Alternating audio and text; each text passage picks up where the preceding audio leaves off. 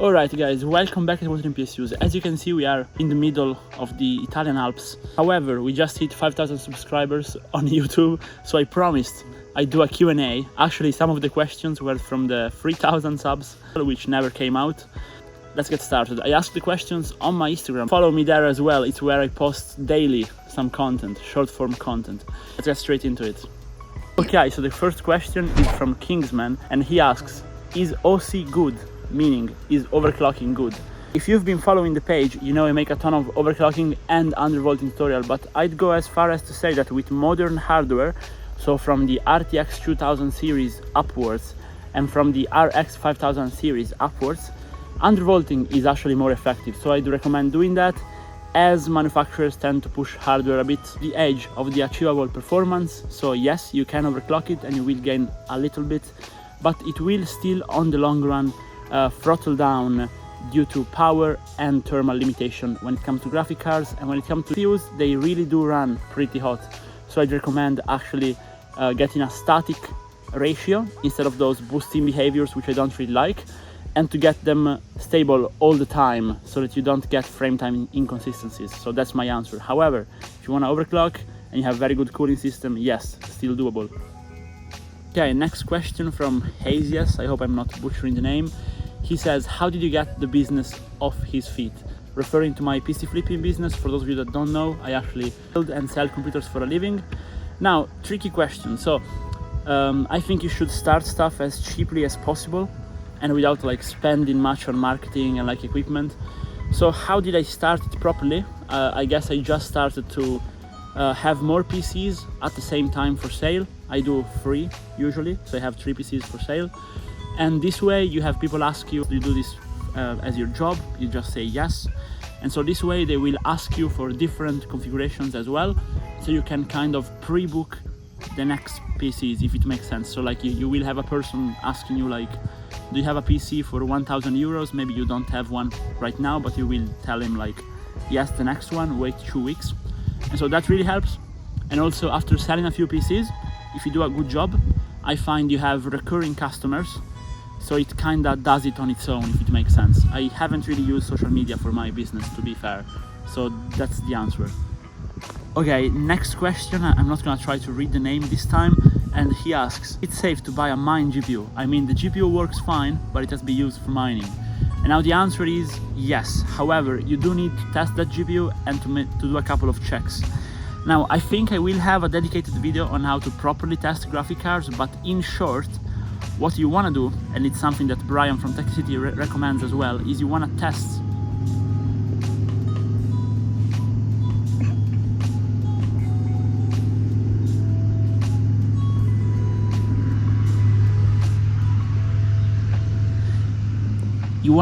how much margin you have on the clock slider, on the core clock, and on the memory clock. So how you do that is you just open up MSI Afterburner and just test if you have at least 100 megahertz on the core and around 300 to 400 megahertz on the memory. So you want to do that, then you want to check that it doesn't have signs of rust, and then you want to talk to the person and like confirm it, like it has been used, you know, just ask him how you've run the card. So this way he cannot lie. And so if he says it has been undervolted, it has been power limited with the fans at 100%, then you can buy it. If he says I just plugged it in, don't buy it. That GPU is fried, very likely. Next question by Fitim, does fast boot enabled crash or freeze your PC? So that might seem like a stupid question, but it's actually not, because I have seen a couple of issues by enabling fast boot, but they usually occur when you have like an old Windows installation and you start to enable like secure boot, fast boot and stuff. So in general, if you do a fresh install, they are perfectly fine to use. It will just be tricky to enter the BIOS, but no issues at all. But if you are encountering issues, the issues are due to your install, not due to the technology enabled itself. Okay, now for this one, I've had like countless variation of this. Can you gift me a graphic card? Now guys, the mining craze has ended. Now they are much cheaper. It's actually the best moment to buy a GPU. Now I understand some of you don't have the budget, but I cannot just gift them, but I will do a few giveaways. And I think when you will see this video, we will have already done one, or it will be ongoing on my Instagram, which is where I do them. So if you follow my Instagram and you are lucky, you might be able to win a few giveaways, okay? I'm working on a few. Now, Haron Bolat asks, do a roast of PCs, meaning people send me their PCs and I roast them. Would that be a good form of content? I mean, maybe if I give some tips.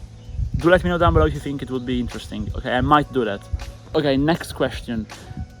Some tips for a starter who want to build a budget PC. Now, this question I really do recommend if you are starting out and don't know what to buy. Watch a bit of content, not just from me, but like from budget builders in general.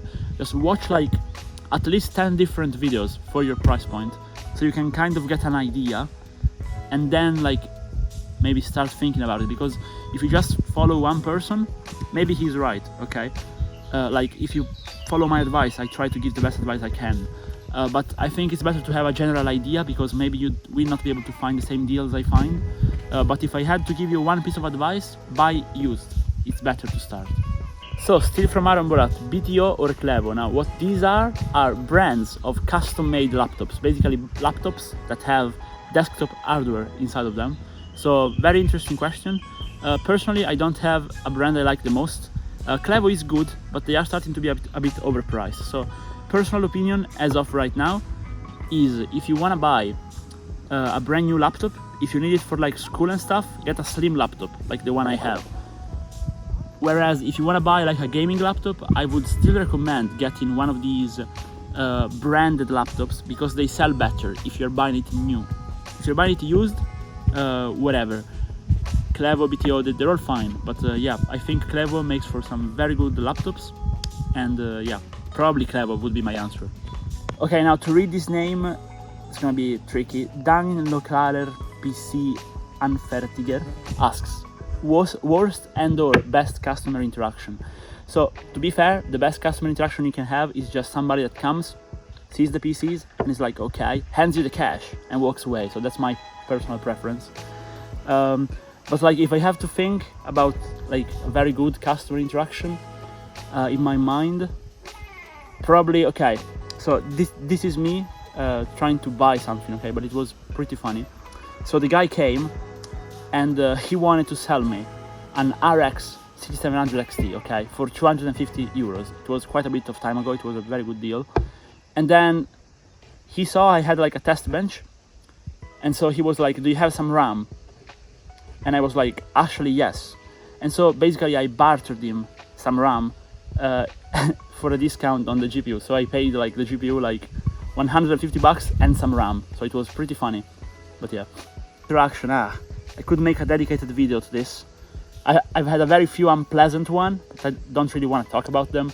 But like, okay, let me tell you a pretty, okay, so usually like something that's funny is when people bring their friend who knows things about computers, and then like he comes over and doesn't know anything, and I'm like, okay, try the PC out, and he like download user benchmarks or some stupid things.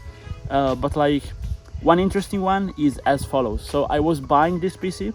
The best is always when buying. Selling is not fun, okay? I will do a dedicated video to that. But basically I was buying this custom loop PC, okay? I have it like on my Instagram, by the way. And basically the guy comes over with his girlfriend, and they're like, yeah, we both study computer science. I hand built this PC, okay? So he arrives, plugs the PC in, because always test the PC before buying, and the PC doesn't turn on. And so they panicked, and so the two of them, with again a degree in computer science, were there like trying to diagnose it and couldn't make it boot. They spent like 15 minutes there, panicked. They did like 1 hour trip to my house to bring it to me. And so I was like, okay, you can take it back to your house, and was about to send them home. But then it was a feint, obviously. And then I was like, or I could buy it off you as broken for 300 bucks less.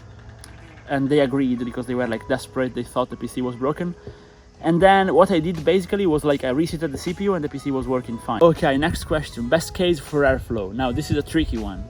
So the best I've ever had for airflow in recent times, so talking about new cases, I think it's gotta be the Bitfenix Tracery. So I have a video about that case, and 3 140mm fan on the front. It's a conventional style case, but it's just so big, and it was very nice. Even though like the front is not fully mesh, it was very good. So that one, or the height Y60, I have a video about it, and that one with the Arctic fans probably beats the Tracery actually, but it's very unconventional kind of airflow. But yeah, I think I'll go with the height, the Tracery.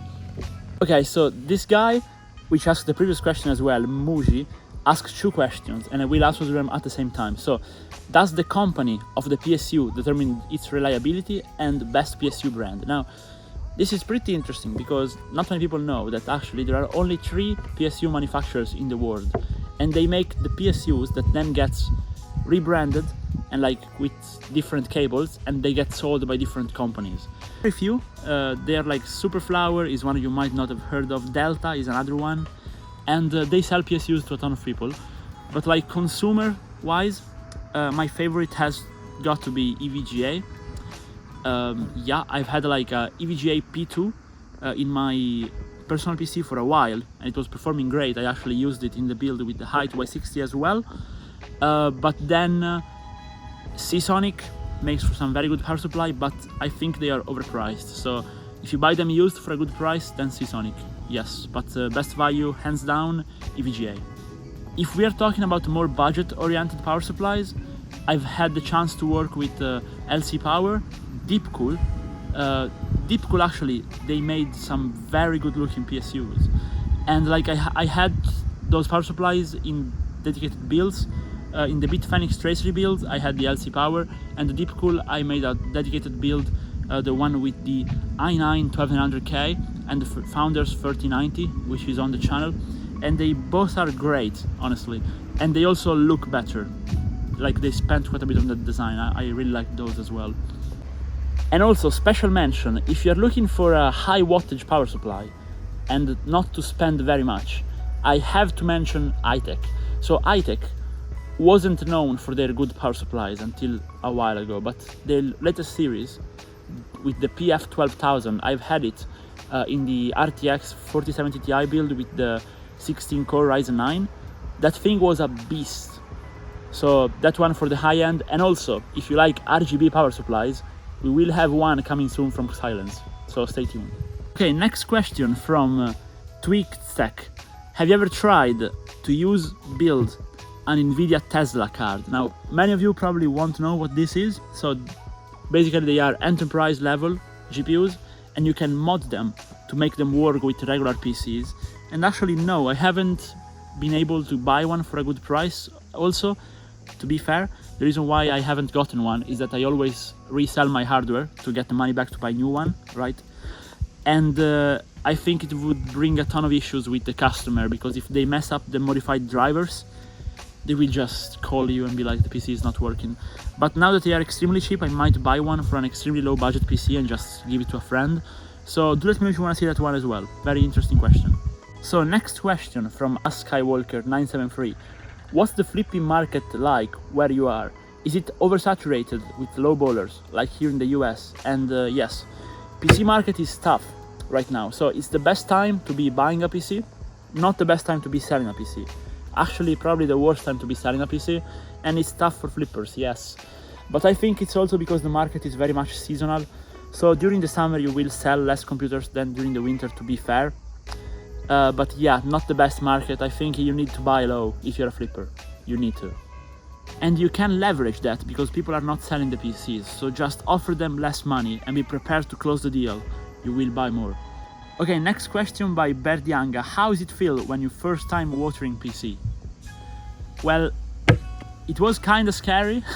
Like I saw things online, and so I tried using isopropyl alcohol one time, but it was like so expensive. I used like half a bottle to repair a motherboard, and it worked. And so the next time I had to wash like a power supply because the PC was just too dirty. And so I was like, okay, let's try with water, let's discharge it properly. And like I thought about the science behind it, and I was like, it should work. But like at the time nobody was doing it. I only saw like Takia City do similar things, but not like with the garden hose. And so like I tried and the PSU to dry on the heater for like 3 days.